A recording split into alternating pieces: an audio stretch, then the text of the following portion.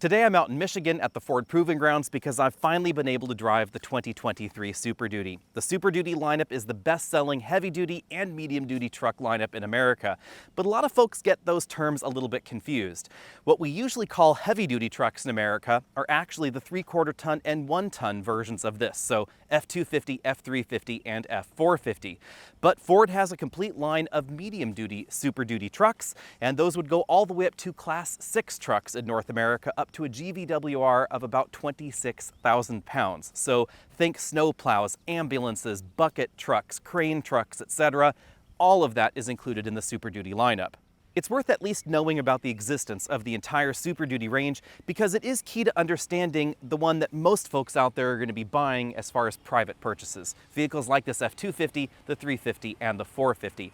A lot of what we see designed for those larger trucks and the heavier duty trucks happens also in the F-250. So you can get this F-250 with 1,200 pounds of torque, 500 horsepower from the diesel, a 10-speed automatic transmission, and every version of the Super Duty lineup gets really extreme payload and towing capability.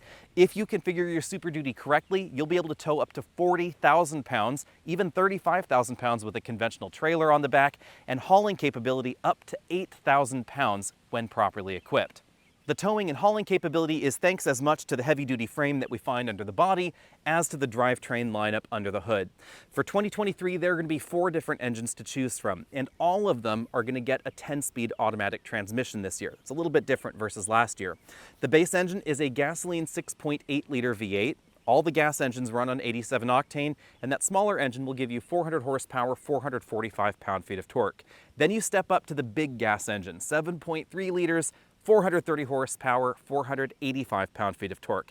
That may not sound like a big bump over the 6.8, but remember, the 6.8 is already a really big engine, and the 7.3 also has a slightly better torque curve in addition to the higher peak numbers. Then we have the diesel lineup. That's what most folks are probably going to want. The base 6.7-liter diesel produces 475 horsepower, 1,050 pound-feet of torque. Or you can get the high output diesel, which is what this one has under the hood. This bumps things all the way up to 500 horsepower, 1,200 pound-feet of torque. That's thanks to a new turbocharger that gives you a water jacket around the compressor side of the turbo, some improved internals, improved cooling, etc. The 3 most powerful engines in the lineup, the 7.3-liter gas or the diesel engines, all share the heavy-duty version of the 10-speed automatic transmission. Well, I should say heavy-dutiest version, I guess, because the 6.8-liter V8 also has a strengthened transmission under the hood versus the F-150, but not as strong as the one that we find with this model. As you'd expect, the new Super Duty is instantly recognizable as a Ford, and of course as a Super Duty with that big Super Duty text right up there on top of the hood. The front end look changes depending on the trim you get. This is an F-350 XL. This is the base version of the F-350. So we get a black grille, black metal bumper below, big halogen headlights. The limited trim, which has been very popular in the Super Duty lineup, gets a body color bumper, LED fog lights, LED headlights that are a little bit slimmer than the others, and then this chrome squiggle that runs through everything. The Limited and Platinum trim have somewhat similar looks, but upon closer inspection there are some differences. We don't have that running W-like squiggle, and the elements in the grille change. As you can see, this F-350 King Ranch Edition gets a lot of extra chrome, but very similar grille treatment and headlights to the others. This Lariat Sport has a body color lower bumper, black grille sections, and reflector LED headlights. The Super Duty lineup includes the F-450, 550, and 650 as well. This is an F-450. You can see we have a lot of extra chrome going on here, chrome lower bumper, chrome grille inserts right there, and then the halogen headlights on the outside. Although not strictly a styling thing, I love the fact that you can get the Ford Performance winch right from the factory integrated into the front bumper in several different trims. You're not limited to just one off-road trim. You can even get it in the King Ranch, and you can get it with the diesel engine. In terms of the body styles available, we have 2 different beds, the 8-foot bed that you see here, or a 6 3/4-foot bed. Then there are 3 different cabs. This is the largest available. There's also a regular cab if you'd rather just have 2 doors and 2 seats in your truck.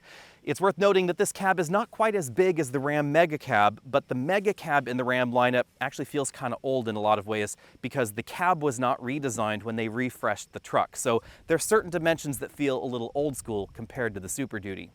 3/4 ton and 1 ton trucks are certainly bigger than they used to be, so Ford is starting to put more effort into thinking about how you get into the bed and interact with cargo in the bed as well. We have a hand grip right on top of the taillight and then a step just below to make getting in the back pretty easy, but this handle grip is actually a little bit small. I suspect if I had a leather glove on, I wouldn't be able to put my hand in the hand grip, so that's certainly something to keep in mind. We also have a step right here just behind the cab.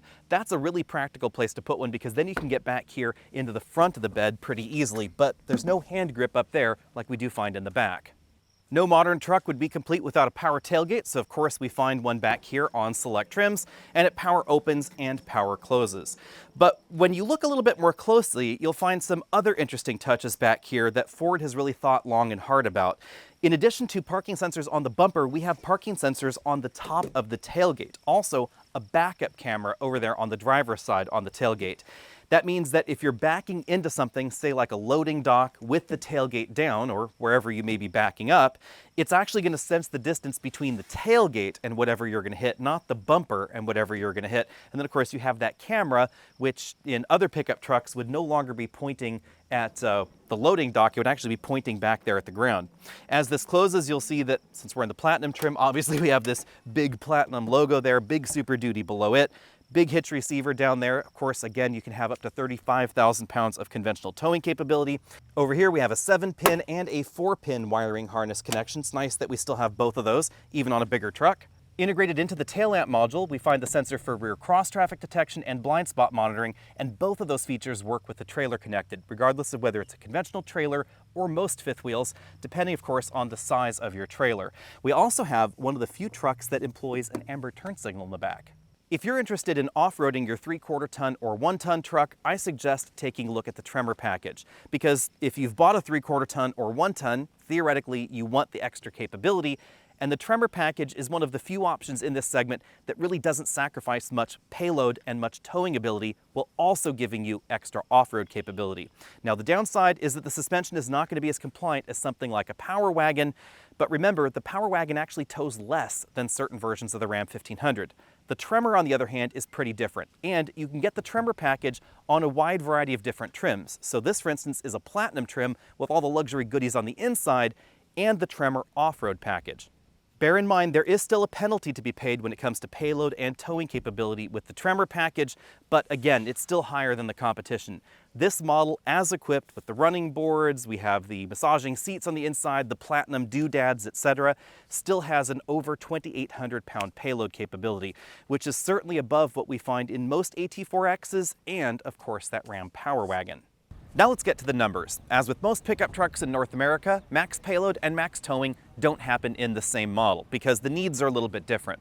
Max payload is going to happen in this truck right here. It's an F-350 with the 6.8 liter V8 under the hood, 10-speed automatic transmission, rear wheel drive, regular bed in the back, 2-door cab in the front, and the XL trim. This actually gets slightly over 8,000 pounds of capability. The door sticker on this one says 8,015 pounds.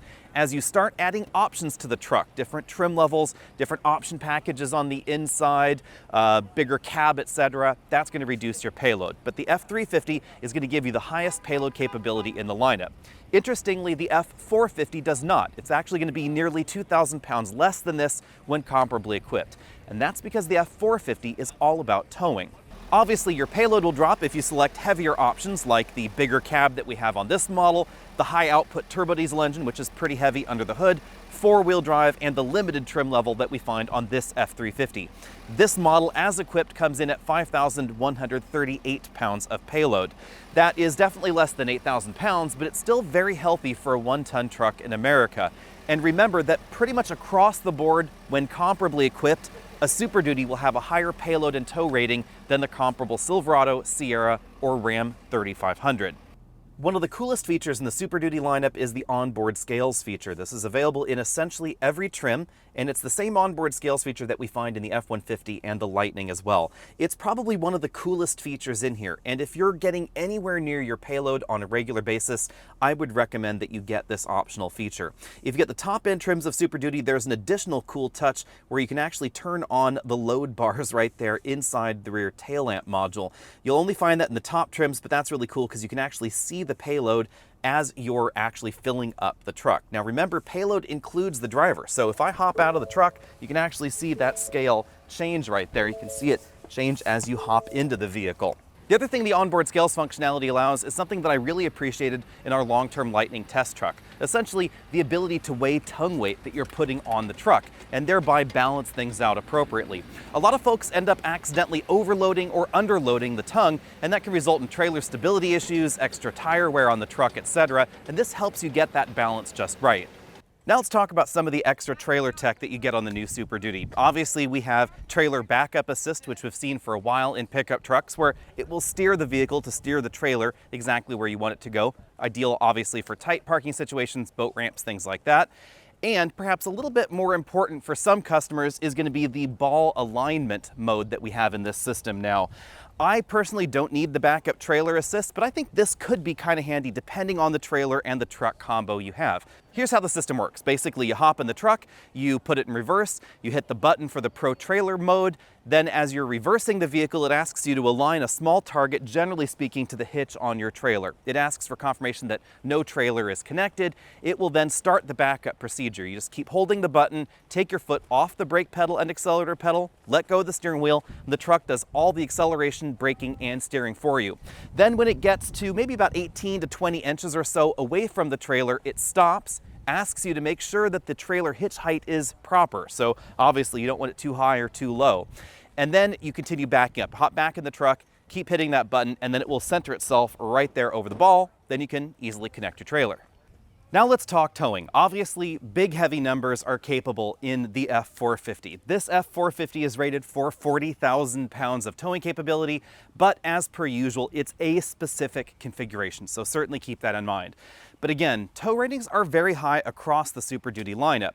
More interesting for me is this trailer. This is an F-450, and this is a 30,000 pound conventional trailer, not a fifth wheel or gooseneck.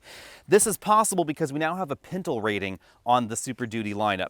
You can tow up to 35,000 pounds conventional when properly equipped in the F-350, about 30,000 pounds when properly equipped in the F-450. Remember that the F-450 was designed for max tow ratings with a fifth wheel or gooseneck style connection. So you get the maximum in those, and you'll actually get slightly more towing capability according to the spec sheets at the moment in the F-350. If you're not familiar with the Pintle hitch, this is what they look like. It's basically a big donut over here on the trailer and then a retention mechanism for that on the truck. It usually has a ball on top, so you could also use it to connect a conventional balled trailer. There's a little bit of a retention mechanism here, so you'd pull this pin out, remove that pin there, and then you can slide back the retention mechanism so that way you can actually get the donut off of the setup. It's a pretty cool setup. They can be pretty noisy. I have one on my chipper at home, and it definitely rattles a great deal. It has a very different feel out on the road than a traditional trailer with the ball, especially when we're talking about a trailer that's this heavy. Again, this one is rated for 30,000 pounds. If you're looking for one of the most comfortable pickup truck seats in North America, you should definitely look at the Ford lineup. We have very similar seats in the F-150, and that's really an advantage to the Super Duty. This has a very adjustable design. We have a ratcheting mechanism for the seat back angle there, four-way adjustable lumbar support, available front seat massage, etc. Lots and lots of ways of motion. We also have a power memory link tilt telescopic steering column. Now clearly this is a top-end version, and if you get the base XL trim, you're going to get a manual seat, but I still found that seat design fairly comfortable today. Jumping into the back, we don't find quite as much room as you'll find in the Ram Mega Cab, but I think that these seats are intrinsically more comfortable, and there's still tons and tons of room. As you can see with this front seat comfortably adjusted for me, I still have about 6 inches of legroom left. You could very easily put rear-facing child seats in here, and there's just lots of room across the rear bench. Headroom is also incredibly generous. I still have about 3 inches of headroom left. So if you've got a crew of taller people, fear not, the Super Duty has a really supersized cab, just not quite mega cab sized. Also like the F-150, you can get onboard Pro Power. Doesn't put out as much power as you'll find in the F-150 Hybrid or the Lightning, but at 2 kilowatts, it's still a pretty decent output. It runs on a separate 48-volt electric system and a different alternator under the hood, so it's actually separated from the 12-volt system. As we look around the interior, keep in mind this is a Platinum trim. Let's start out by looking under the rear seats. This is where you'll find the separate battery pack and inverter module for that onboard Pro Power system. In case you're wondering, you can get a Platinum trim without a sunroof. This is one of those models. You'll notice that up here, however, we still have the upfitter switches, which is a feature that I really like in a lot of Fords. We have 6 of them, and you can power all sorts of accessories using those power outlets and relays. We have some auxiliary speakers in the ceiling because this has the optional B&O audio system. We have 4-way adjustable headrests. As you might guess, with the B&O logo on the head restraint, there are also some speakers inside there. This is the shoulder section ratchet mechanism I mentioned earlier. You can adjust the curvature of the seat with that area. We then have four-way adjustable lumbar support courtesy of 3 different air bladders in the seat back. That coupled with some air bladders in the seat bottom cushion give us that anti-fatigue functionality. And you can continue driving down the road with that function on for quite some time. It doesn't time out like a lot of luxury vehicles. As you'd expect in a platinum trim, the front doors employ a lot of premium materials. We have an imitation suede insert there in the middle, some contrasting piping, lots of soft touch stuff going on the upper section of the door, and then of course harder plastics lower on the door, for instance around that speaker grille. We also have a soft touch upper section of the dashboard, but harder plastics lower, as you'd probably expect in a durable truck. There's a dual glove box arrangement here. We have an upper glove compartment where you can put smartphones, things like that. In this model, it says Super Duty on this little trim strip, but it does change based on the version you get. If you get the King Ranch, there's actually kind of a little King Ranch motif on there. Glove box is hard plastic, of course, and it's a pretty big bin-style glove compartment, so you could definitely put some of those larger tablets and smaller laptops inside. Moving back up to the top of the dashboard, we have that Bang & Olufsen center channel speaker, some additional storage going on there. Of course, the big LCD that is to be expected in a modern truck. Apple CarPlay can be expanded or it can be shrunk down. That's a nice touch there. I really like the way that Ford has integrated these widgets on the right side of Apple CarPlay, so you still get some of those readouts with Apple CarPlay, which definitely would be my preference. We also have a line of direct access touch buttons on the bottom of the screen. Over here we have the Pro Trailer knob, which is used for the various different Pro Trailer features like backup assist, hitch assist, things like that. The engine start-stop button over here. Keyless drive is not standard on the Super Duty lineup, but most of the ones on the lot will probably have it. We have the integrated trailer brake controller there, the controls for the four-wheel drive system, including the rear locker that's available there, drive modes with that little selector. Big dials over here for the climate control and the infotainment system. This model also has ventilated seats. Down here we have a wireless charge mat for your smartphone. It's a little bit difficult to see in this lighting. Also a USB-C and regular USB input. Lots of storage going on here in the center console, and also storage to the side of the center console as well. We have 2 big cup holders there, and you can also slide this divider over to kind of give you 4 cup holders in the front. You can see that we're in the platinum trim with that badging right there, but we don't get the fold forward armrest that we find in the F-150. I think that was a bit of a misstep. We do have lots of storage going on here in the center console, however.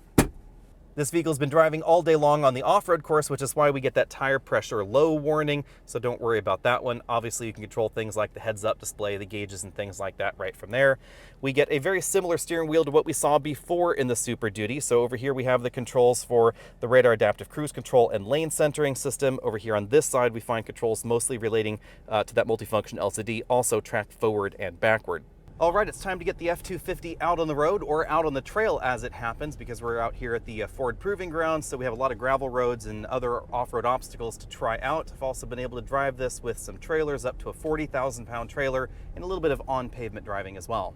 Now on trails like this, it's probably a good time to talk about relative ride quality. Bear in mind that the only entry in this segment with a partial air suspension is going to be the Ram truck lineup. So as far as general ride quality, especially on washboard pavement, gravel roads, etc., I think that the Ram 2500 does have a slightly better ride than the Sierra, the Silverado, or the F-250, but there are obviously going to be some compromises there, and top-end payload capability is definitely going to be one of those compromises. Even though we get that load leveling capability in the Ram, it doesn't go up to the same kind of high level on average payload that we find in the F-250.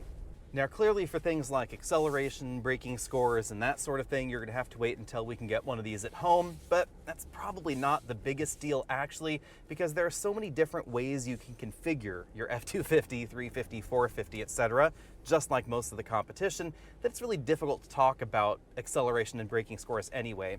There are thousands of configuration options available on these trucks, lots of different axle ratios. We of course have the 4 different engines and different body combinations, etc. All of that is going to factor into the payload, the towing, the handling, and the braking ability of the particular Super Duty you're looking at. As you'd expect in any modern pickup truck, there are a bunch of different camera views that you can choose from. Right now we're in the off-road mode, so we have a front view camera, there's also a back view camera, 360-degree cameras, etc. The front view camera will also stay on at higher speeds, so if you are out on a ranch and you're really wondering what you're running over as you're driving along, it's pretty easy to see even at the higher speeds you may be traveling. And then the heads-up display also refocuses to a more off-road oriented view. And as I mentioned earlier, the broader availability of the diesel engine is certainly an advantage to the Super Duty lineup. Actually, fairly similar to what we find in General Motors pickup trucks, but certainly different than what we find from the Ram truck lineup at the moment. Because of the length of the Cummins diesel engine in that truck, it's a really big inline six. They can't package things like the winch with the diesel engine, and they can't put the diesel engine in a number of off-road packages just because of the weight and the orientation of the engine in those trucks. And you can get essentially everything with the diesel engine in the Ford lineup, also pretty similar over there in the Chevy lineup.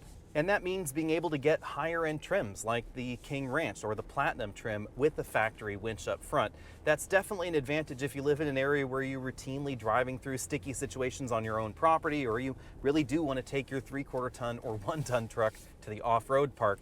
But for me at least, it would just be more generally useful around the house, because as you've probably seen in other videos, occasionally when a tree comes down in the forest and it's snowy outside, you end up using whatever you have at hand to try and pull the tree off the road. Sometimes that's a side-by-side, sometimes that's a truck, sometimes it's the Ford Bronco that's hanging out in the driveway for that week. Now's probably as good a time as any to talk about on-road driving dynamics. I would say similarly to the ride section, I actually prefer the way the Ram 2500 drives out on the road as far as just the steering feel and coordination of everything. But keep in mind, again, those lower payload capabilities, but also especially the older design of the Ram heavy-duty lineup at the moment. When we got the new Ram 2500 and 3500 a while ago, it wasn't actually an all-new truck. They retained an awful lot from the previous generation. They give it new styling and a few tweaks here and there, but the core architecture of the vehicle is a little bit older, so the seats aren't as comfortable. That's a big thing that you should keep in mind. The Ram 1500, much more comfortable seats. Heavy-duty lineup, definitely not the same seats in that truck. Also, we get less sound deadening than you'll find in the Ford truck lineup or the Chevy truck lineup, just probably due to the age of the vehicle. Ooh, definitely a little bit of peel out there back there.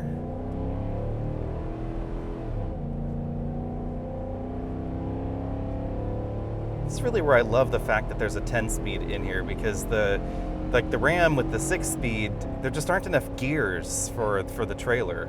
Now let's give the diesel a try out on a 7% grade. There's definitely a little bit of wheel slip back there, of course, because we're in the too high mode right now, but it definitely has a great deal of pulling power up this hill. And of course, if you needed the extra traction, you could put it in 4-wheel drive mode, lock the rear differential, etc. Lots of power, but more importantly for me in this segment is the 10-speed automatic transmission, something that you don't find in the Ram pickup lineup. Even with the high output versions of their inline 6 engine, you get just a 6-speed automatic transmission. And there are a wide variety of situations where that's just not enough gears. Say you're coming up this hill and you want to floor it, you might be stuck in a higher gear than you really want because that gear that you really after doesn't exist in that transmission, but it does exist in this 10-speed. It's something that's also near and dear to my heart because, as you probably know, I live up a mountain pass, is the additional engine braking that you get out of the 10-speed automatic transmission as well. So not only does it help you going up the hill, it helps you going down the hill also. And this is something that's becoming more and more of a problem as more and more pickup trucks move to smaller displacement turbocharged engines. If you're going to be towing those heavier loads, you might want to get a Super Duty because, of course, we still have naturally aspirated V8s. And even if you get the gasoline lineup, lots and lots of engine braking. Still pretty decent engine braking ability, of course, in the diesel also. Ford gives you a bunch of different ways to control the engine braking, and of course we do get an exhaust brake on the diesel engine. You can use the manual mode over here on the shifter and select a specific gear, or you can just limit the number of gears that the transmission is using. So instead of using gears 1 through 10, you can limit to, say, gears 1 through 5 or gears 1 through 4. And that works for the diesel as well as the gas engine lineup. Obviously, the most important thing to know as we get this big heavy truck out on the road is that you will need a Class A license in order to drive something like this. In fact, in many states in the United States, you need a Class A to go over 15,000 pounds fifth wheel, 10,000 pounds conventional. Be sure and check your local state regulations because it is going to depend on the state you live in. And of course, if you're engaged in a commercial enterprise and you cross state boundaries, then the federal government is involved and your weight rating and your load capacity is going to be an awful lot lower than a lot of folks might think. Bear in mind, of course, that the 40,000 pound tow rating happens in the 2-wheel drive F-450. It's florid, it's definitely accelerating. Eventually we'll hit 30 miles an hour. We just did right there. Lots and lots of weight. You can definitely feel the turbocharger really working for you there. All that 1,200 pounds of torque going. We're actually still accelerating up this 7% grade here, even with 40,000 pounds on the back. Oh, the accelerate, oh, it's, yep, still going. We just hit 42 up here. Definitely lots and lots of pull, but you can really tell that this trailer is very heavy. This truck is already very heavy. You can definitely feel the trailer really resisting climbing up this hill. We've just hit 43 miles an hour, and that's really what's required to tow this kind of weight. That's why we have 1,200 pounds. If you are in an industry where you need the extra power and that extra capability, this is the only place you're going to find it. You won't find this much power and this much torque or anywhere near this kind of towing capability in the Chevy or the Ram truck lineup. And even if we're towing less weight, of course, as I keep saying, the Ram 3500 with the high output diesel, it just has a 6-speed automatic transmission. And you're gonna notice a big difference going uphill, especially going downhill, as we're going to in just a moment with this heavy trailer on the back. Obviously, going down this hill here, the engine braking is really doing a good job of keeping everything under control, but big heavy trailers, of course, require big trailer brakes on their own back there. But the engine braking is really gonna help you keep that load under control and save the brakes for when they're absolutely needed. Now, I've got to level with everybody. Unfortunately, I haven't had as much time as I would like behind the wheel of the new Super Duty. I have been able to spend a lot of time towing heavy trailers with it and some time on the off-road course here at the Proving Ground, but I've been able to spend relatively little time on public paved roads with the Super Duty. However, I have spent enough time in it to know that the Ram 2500 and Ram 3500 have a better ride, especially on broken pavement. The downside to that is that the rest of the Ram lineup feels pretty old, to be honest. The 6-speed automatic transmission, you don't find the same sort of power output that we find out of this. And on the inside, even though I like the styling, it's a weird mismatch of new Ram 1500 and old Ram 2500. That's not what's going on in the Super Duty lineup. The interior definitely feels fresh. It feels harmonious with the F-150. But also, so does the Silverado and the Sierra. I actually am really intrigued to drive the updated Silverado and Sierra at home. Hopefully I'll be doing that very soon, because they also benefit from some of the changes and some of the advantages that the Super Duty has, namely the 10-speed automatic transmission behind a very powerful diesel V8 engine.